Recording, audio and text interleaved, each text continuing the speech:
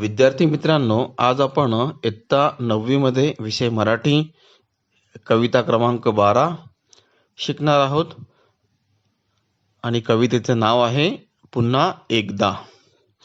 Page number 43. या कवितेचे कवयित्री आहेत प्रतिमा इंगोले. यांचा जन्म 1953 साली झाला आहे. त्या ग्रामीण कथाकार आहेत, कवयित्री आहेत. त्यांनी अनेक असे पुस्तकं लिहिलेली आहेत. प्रस्तुत कवितेमध्ये नवनिर्माणाचा ध्यास घेतलेल्या मनाच्या स्थितीचे वर्णन प्रस्तुत कवितेत कवयित्रीने केले आहे.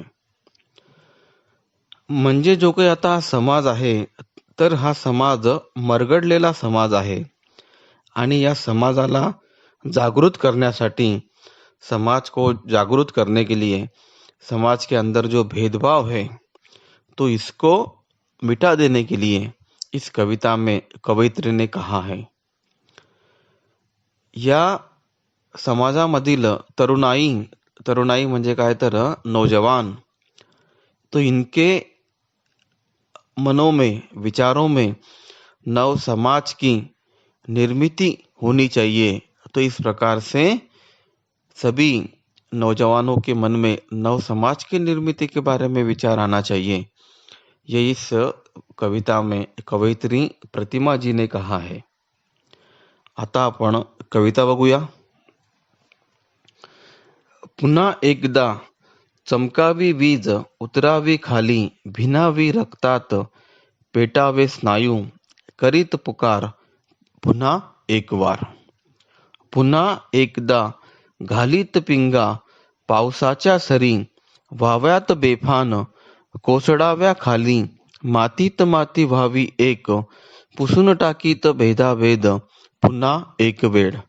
पुन्हा एकदा घुमावा वारा, युवक भारला जावा, भुलावी तहान, विसरावी चाहूल, नवनिर्माणाची लागावी चाहूल. आणि त्यानंतर मग उजडावी भूमी दिगंतात पुन्हा एकदा.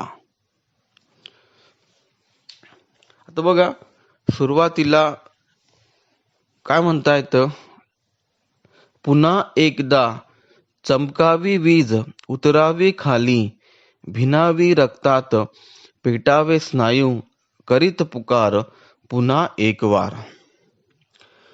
नव विचारांचा समाज निर्माण व्हावा असा ध्यास घेतलेल्या भावनांचे चित्रण करताना कवयित्री म्हणतात, मतलब नवे विचारों का समाज निर्माण होना चाहिए. तो इस प्रकार का ध्यास, इस प्रकार की इच्छा कवयित्री के मन में है और उस भावनाओं का चित्रण, नव विचारों का, भावनाओं का चित्रण करते समय कवयित्री क्या लिख रही है. पुन्हा एकदा आकाशात वीज लख चमकावी, खाली उतरून ती रक्तात मिसळावी आणि स्नायू पेटून उठावेत. अंगात शक्तीचा संचार होत स्नायूंनी बलशाली घोष करावा, पुन्हा एकदा असे घडावे. म्हणजे काय तर वापस, पुन्हा एकदा म्हणजे काय, वापस एक बार. वीज, जो ये बिजली आकाश में चमकती है, तो ये बिजली आकाश में लख चमकनी चाहिए. लख म्हणजे काय, जब बिजली आकाश में चमकती है तो एकदम पृथ्वी को प्रकाशमय कर देती है.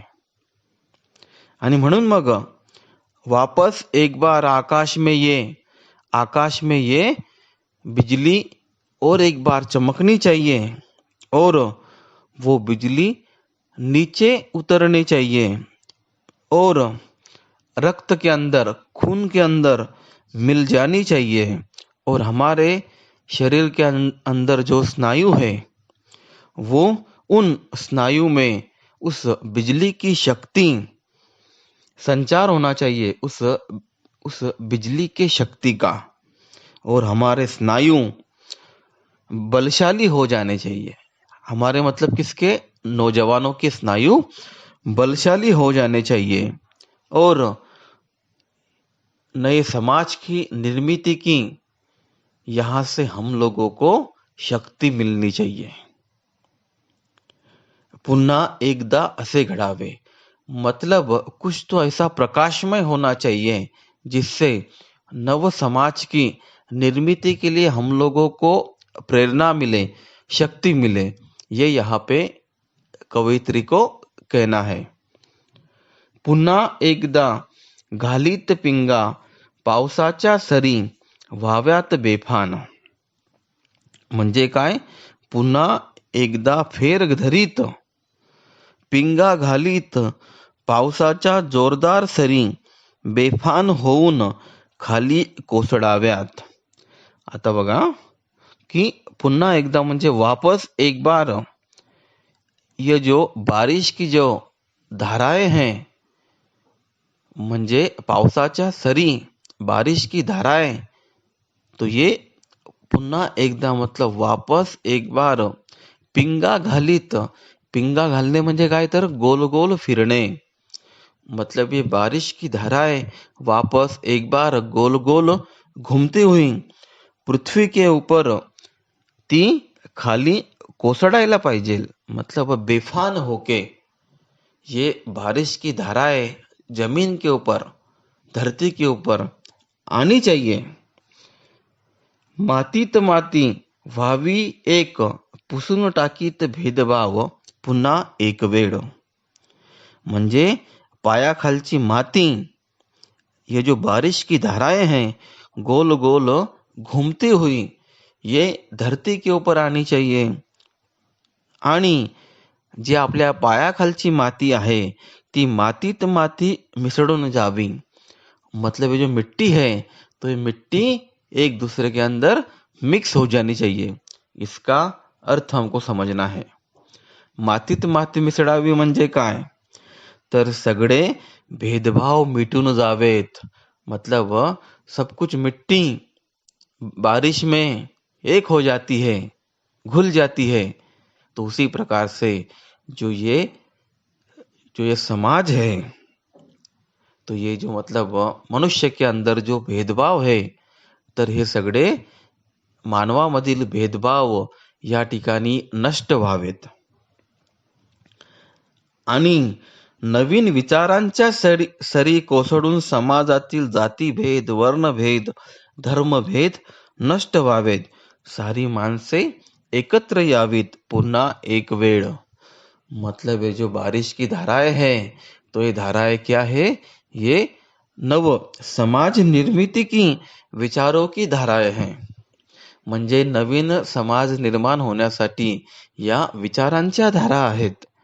यहाँ पे कवित्री बारिश की धाराएं कह रही है, लेकिन यहाँ पे क्या क्या मतलब ये जो बारिश की धाराएं है ये विचारों की धाराओं की तरह इस धरती के ऊपर यायला पाहिजे आणि या मानव समाजातील ज्या काही जातीभेद आहेत, धर्मभेद आहेत, वर्णभेद आहे, तर हा सगळा भेदाभेद या विचारांच्या धारांनी नष्ट व्हावा, निघून जावा। सारी माणसं एकत्र यावीत।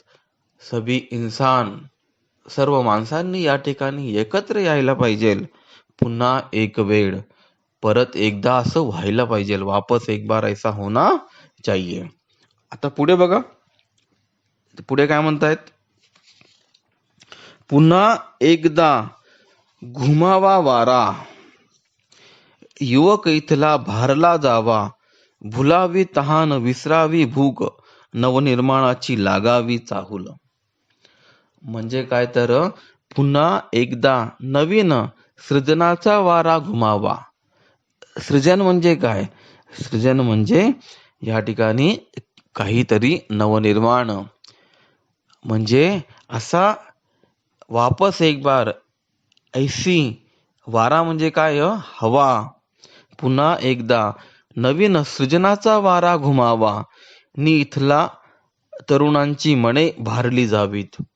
एक बार ऐसी हवा आनी चाहिए वापस एक बार कि यहाँ के जो तरुण हैं, नौजवान हैं, तो ये सब कुछ उस हवाओं से, जो मतलब नवनिर्माण समाज करने वाली जो हवा यहाँ से तेज गति से बहेगी, तो उस हवा से यहाँ के जो युवक है, तरुण है, नौजवान है, तो इनके मन नव विचारों से भर जाने चाहिए.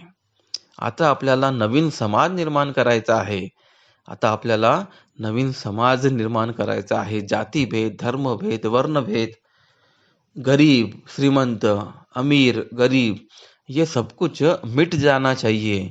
आणि जो यहाँ का युवक है, नौजवान है, तर त्याच्या मनामध्ये नवीन विचारांची हवा भरली जायला पाहिजे, असं कवयित्री आपल्याला सांगत आहे. तहान भूक विसरून जावी. आणि तहान भूक म्हणजे काय, तर मग म्हणजे नवनिर्मितीची चांगली चाहूल लगावी. यहाँ का जो नौजवान है तो ये भूख प्यास भूल जाना चाहिए. किसके सामने? नवनिर्मितीचे चांगले विचार त्याच्या मनात यायला पाहिजे. म्हणजे समाजाला नवनिर्माण करण्यासाठी त्याच्या मनामध्ये चांगले विचार निर्माण व्हावेत. और उसके सामने भूख प्यास वो भूल जाना चाहिए अच्छे विचारों के सामने. नवनिर्मितीचा तेजोमय प्रकाशातही इथली भूमी उजळून जावी. आणि म्हणून मग काय म्हटलं आहे, उजडावी भूमी दिगंधात पुन्हा एकदा. म्हणजे नवनिर्मितीच्या तेजोमय प्रकाशात ही इथली भूमी प्रकाशमय व्हावी, तिची दिव्य प्रभा अवकाशात पसरावी. आपली भारतभूमी सर्वत्र आदर्शवत दिसावी. नवीन विचारांच्या, मानवतावादी विचारांची निर्मिती या धर्तीवर व्हावी पुन्हा एकदा. म्हणजेच काय, तर मानवतावादी प्रकाश, तेजोमय प्रकाश इस पृथ्वी के ऊपर आना चाहिए, जो कि मानवतावादी समाज निर्मिती का प्रकाश है. म्हणजे समाजामध्ये मानवता निर्माण व्हावी, तर असा प्रकाश या दिगंतात, दिगंतात म्हणजे काय, आकाशात, इन द स्काय, म्हणजे संपूर्ण आकाशामध्ये कोणता प्रकाश पसरावा, तर या ठिकाणी मानवतावादी विचारांचा. जी इथली भूमी आहे तर ती प्रकाशमय व्हावी आणि तिचा प्रकाश संपूर्ण आकाशात पसरावा. आपली भारतभूमी सर्वत्र आदर्शवत दिसावी.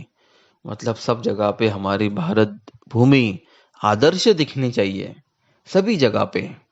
आणि म्हणून मग नव समाज निर्माण करायचा आहे. आणि म्हणून मग नव समाज निर्माण करण्यासाठी सगळ्यात महत्वाचा घटक कोणता आहे, इथला नौजवान, इथला तरुण. म्हणजे येथील नौजवान लोक नव समाजाची निर्मिती करू शकतात, असं या ठिकाणी कवयित्रीला सांगायचं आहे.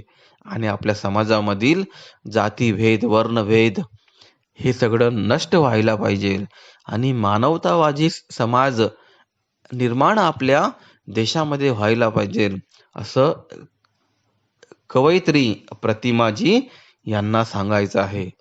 या ठिकाणी आपण ही कविता संपवली आहे. थँक्यू.